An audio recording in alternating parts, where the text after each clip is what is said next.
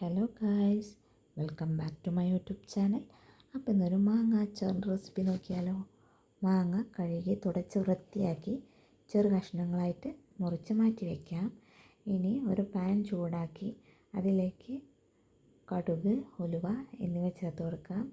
അത് നല്ലോണം റോസ്റ്റ് ആയതിനു ശേഷം ഒന്ന് പൊടിച്ച് മാറ്റി വയ്ക്കാം.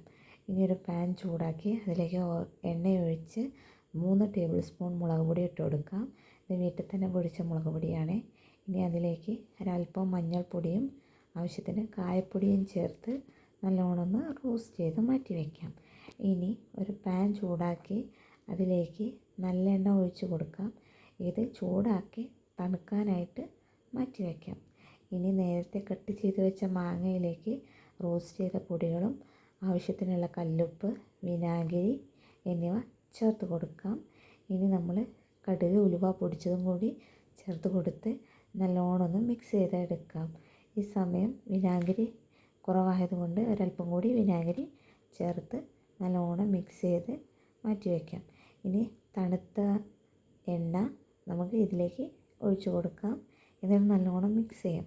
ഇതിൽ കറിവേപ്പില, ഇഞ്ചി, വെളുത്തുള്ളി അങ്ങനത്തെ ഒന്നും ഉപയോഗിക്കുന്നില്ല കേട്ടോ. പക്ഷേ എന്നാലും നല്ല ടേസ്റ്റാണ്. എല്ലാവരും ട്രൈ ചെയ്ത് നോക്കണേ. ഇതൊരുപാട് കാലം ഇരിക്കും. അപ്പോൾ ട്രൈ ചെയ്തിട്ട് എല്ലാവരും കമൻറ്റിലൂടെ അറിയിക്കണേ. അപ്പോൾ ചാനൽ സപ്പോർട്ട് ചെയ്യാൻ മറക്കരുത്. Tata, bye bye, see U.